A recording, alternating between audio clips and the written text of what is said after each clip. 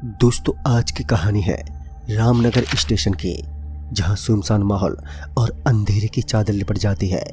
जहां इंसान तो क्या, कोई जानवर तक भटकने की हिमाकत नहीं करता। लेकिन राज और दिव्या दोनों नवविवाहित जोड़े इस स्टेशन पर उतरते हैं, और न केवल सिर्फ उतरते हैं बल्कि देर रात इस स्टेशन पर रुकने की खौफनाक गलती को भी अंजाम दे देते हैं। तो आइए जानते हैं कि क्या थी वो असल खौफनाक कहानी राज और दिव्या की, जिसे वो आज तक भूल नहीं पाए। 26 दिसंबर की कड़कड़ाती ठंड की रात, पता नहीं उस रात को क्या मंजूर था। आसमान में तेज बादल गरज रहे थे, हवाएं जोरों पर थी। ऐसा लग रहा था जैसे बारिश और भारी तूफान आने वाला हो। राज और दिव्या दोनों ही एक लंबे सफर के बाद अगले आधे घंटे के अंतराल में अपने पुश्तैनी गांव रामनगर पहुंचने वाले थे। यह एक नवविवाहित जोड़ा था और इनके गांव के नियम अनुसार नवविवाहित जोड़े को वैकुंठ मंदिर के दर्शन करने होते हैं, और मंदिर के अंदर मौजूद एक विशाल पीपल के पेड़ पर धागा बांधना पड़ता है। इसी विधि को पूरा करने दोनों ही अपने पुश्तैनी गांव जा रहे थे। वैसे तो वो लोग अकेले ही थे, क्योंकि उनका परिवार शहर में ही था, पर उसके कुछ रिश्तेदार गांव में उनके स्वागत की तैयारी कर रहे थे। रेल की भी क्या मजबूरी थी कि रात के करीबन 10 बजे के आसपास दोनों ही रामनगर स्टेशन पहुंचे। वैसे भी राज दिव्या को पहले से ही बहुत सारी बातें बता चुका था इस स्टेशन के बारे में, जैसे कि इस स्टेशन पर कभी किसी की आवाज का जवाब नहीं देते हैं, और ना ही यहाँ भगवान का नाम लेते हैं, और भूल कर भी यहाँ पर रखी किसी चीज के साथ भी छेड़छानी करते हैं। कहते हैं कि इस स्टेशन पर बुरे साए का राज है। राज दिव्या को लगभग सब कुछ बता ही चुका था जो उसके घर वालों ने बताया था। वैसे राज भी एक एजुकेटेड पर्सन था, जिस कारण वो इन चीज़ों पर कोई खास विश्वास नहीं रखता था। फिर कुछ पल बाद जब स्टेशन से दोनों उतरने वाले थे, तब उन्हें बड़ा अजीब सा लगा, क्योंकि वो ट्रेन का दरवाज़ा खोलने ही वाले थे कि इससे पहले ही वो दरवाज़ा अपने आप खुल गया। दोनों ही इससे थोड़ा घबरा गए, पर इसे भी हंसी मजाक में उड़ा दिया और सोचा शायद हवा के झोंके के कारण खुल गया होगा। थोड़ी देर बाद जब दोनों ही अब स्टेशन पर उतरे, तब राज ने अपने दोस्त पुरुषोत्तम को फ़ोन लगाया, क्योंकि पुरुषोत्तम ही उन दोनों को स्टेशन से गांव लेने के लिए आने वाला था। पुरुषोत्तम ने कहा कि वो 1.5 घंटे में पहुंचेगा। दरअसल गांव में किसी का देहांत हो गया था और इसी कारण वो जल्दी ना पहुंच सका, पर उसने कहा कि तुम लोग स्टेशन के बाहर चौराहे पर इंतजार करो। राज ने सोचा भला आधी रात के वक्त हम चौराहे के पास जाकर क्या करेंगे, क्योंकि यहाँ तो कम से कम बैठने और घूमने की तो जगह है, वहाँ तो शायद वो भी ना मिले। राज ने ये बात पुरुषोत्तम को नहीं बोली और दिव्या के साथ वहीं पर उसका इंतजार करने की सोची। रात काफ़ी गहरी थी और आज आसमान से चांद भी गायब था। स्टेशन बिल्कुल वीरान हो गया था। राज ने तभी दिव्या से कहा कि वो उसका इंतज़ार करे और तब तक वो वॉशरूम से आता है। इसके बाद राज वॉशरूम की तरफ चला गया और यहाँ दिव्या अब अकेली हो गई थी। फिर कुछ ही मिनटों बाद दिव्या को अब अनहोनी का संकेत मिलना शुरू हो गया था। उसे लगातार रेल की आवाज़ें सुनाई देने लगती, पर कोई भी रेल पटरियों से गुजरते हुए नहीं दिखते। इसी तरह कुछ और समय तक होता रहा और अब दिव्या किसी के रोने की आवाज़ को भी साफ साफ सुन पा रही थी। ऐसा लग रहा था जैसे कोई पटरियों पर सिर रखकर रो रहा हो। ये आवाज़ काफ़ी समय से आ रही थी और अब यही आवाज़ दिव्या को परेशान भी करने लगी थी। एक बार अपना वहम मिटाने के लिए दिव्या ने पटरियों की तरफ देखने का सोचा, और इसके तुरंत बाद ही दिव्या बेंच से उठी और पटरियों की तरफ देखने गई। उसने जैसे ही पटरी की तरफ अपनी नजरें घुमाई कि उसका तो पूरा बदन बुरी तरह से कांप गया। उसने देखा कि एक कुबड़ी लड़की पटरी से बिल्कुल चिपके हुए रो रही है, लेकिन जब दिव्या ने उसे देखा तो शायद वो कुबड़ी लड़की ने भी दिव्या को देख लिया था, इसलिए इसके बाद वो पटरी को छोड़कर अब प्लेटफार्म पर चढ़ने लगी। दिव्या उसे देखकर बहुत ही ज़्यादा डर गई। वो कुबड़ी लड़की अब धीरे धीरे दिव्या के करीब आ रही थी, लेकिन डर के मारे उसी वक्त दिव्या की एक खौफनाक चीख निकल गई। उसकी चीख सुनकर राज दौड़ता हुआ बाहर आ गया और दिव्या के पास पहुंचकर उसे शांत करने लगा। राज ने पूछा कि क्या हुआ, तो इस पर उसने उस कुबड़ी लड़की के बारे में दिव्या ने राज को बताया। तभी राज ने कहा, क्या दिव्या तुम भी, मैंने सिर्फ टाइम पास में वो भूतिया बातें तुम्हें बताई थी, तुमने उसे सच मान लिया। असल में ये सब थोड़ी होते हैं, जो तुमने देखा वो सिर्फ और सिर्फ तुम्हारा वहम था। दिव्या बहुत ही ज्यादा डर गई थी और लगातार राज को यहाँ से चलने को कह रही थी, लेकिन राज भी भला क्या करता, क्योंकि बाहर वैसे भी बारिश और इतनी ठंड जो थी। उस वक्त एकमात्र वो स्टेशन ही सहारा था उन दोनों का। इसके बाद दिव्या किसी तरह सहम कर राज का कस के हाथ पकड़कर वहीं बेंच पर बैठ गई। इसके बाद दोनों ही उसी बेंच पर बैठे रहे। लेकिन अब थोड़ी देर पहले जिस चीज का सामना दिव्या ने किया था, अब उसी चीज का सामना राज भी करने वाला था। दोनों बेंच पर बैठे ही थे कि तभी स्मोकिंग की दुर्गंध आने लगी।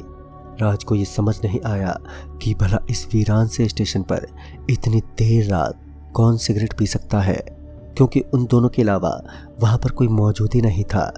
कुछ ही देर बाद राज को एक और झटका लगा जब उसकी नजर सामने वाले पिलर पर पड़ी। दरअसल उस पिलर से ठीक सटके किसी का पैर था। उन पैरों को देखकर तो यही लग रहा था जैसे वहां पर कोई खड़ा हो। राज समझ गया कि हो ना हो वो सिगरेट पीने वाला ही खड़ा है। वो भी दिव्या की तरह अपना वहम मिटाने के लिए उस पिलर के नजदीक गया। जब राज उसके नजदीक गया तो उसकी भी रूह कांप गई, यह देखकर कि वहां कोई शख्स तो मौजूद ही नहीं है, पर हाँ वो पांव मौजूद था। लेकिन ये कैसे हो सकता था? उसने ठीक से देखा तो पता चला कि वो किसी का कटा हुआ पांव था। उसने ये बात दिव्या को बताना ठीक नहीं समझा, वरना वो और भी डर जाती। वो भी चुपचाप बेंच पर आकर बैठ गया और पुरुषोत्तम का इंतजार करने लगा। फिर कुछ देर बाद दोनों को किसी के चलने की आवाजें सुनाई पड़ी। जब राज उठकर खड़ा हुआ और थोड़ा आगे आकर देखा तो पाया कि पुरुषोत्तम आ चुका है। वो सामने की तरफ खड़ा था और इसके बाद राज दौड़ता हुआ पुरुषोत्तम के पास गया और उससे गले लग गया। आखिर इतने सालों बाद जो वो दोनों मिले थे, पर पुरुषोत्तम चुपचाप खड़ा ही रहा। ना तो उसने राज से मिलने की खुशी व्यक्त की और ना ही कुछ और। वो बस एक टक से खड़ा हुआ था। इसके बाद राज ने उसे फौरन सामान लेकर आने को कहा और इसके बाद राज और दिव्या दोनों ही स्टेशन से बाहर निकलने लगे। अभी राज और दिव्या स्टेशन से बाहर निकलकर आ ही थे कि उन्होंने देखा कि सामने पुरुषोत्तम गाड़ी में बैठा उनका इंतजार कर रहा है। इसके बाद दोनों को ही झटका लगा। दोनों ये सोचने लगे कि इतने सामान को लेकर वो भी इतनी जल्दी वो कैसे गाड़ी में आ गया, और अगर आया तो उन्हें क्यों नहीं आता दिखा। ये वाकई में बेहद अजीब था। लेकिन इसके बाद दोनों ही गाड़ी में बैठ गए। पुरुषोत्तम ने ड्राइविंग शुरू की। फिर राज ने पुरुषोत्तम से ढेर सारी बातें भी की। राज ने पुरुषोत्तम को बोला, अच्छा और बता, अब गांव का माहौल कैसा है? क्या गांव में आज भी भूत प्रेत के किस्से सुनने को मिलते हैं? और ये बोलकर राज जोर जोर से हंसने लगा, पर पुरुषोत्तम की तरफ से कोई जवाब नहीं आया। राज ने और भी कई सारी चीजें पूछी, पर पुरुषोत्तम तो जैसे बात करने के मूड में ही नहीं था।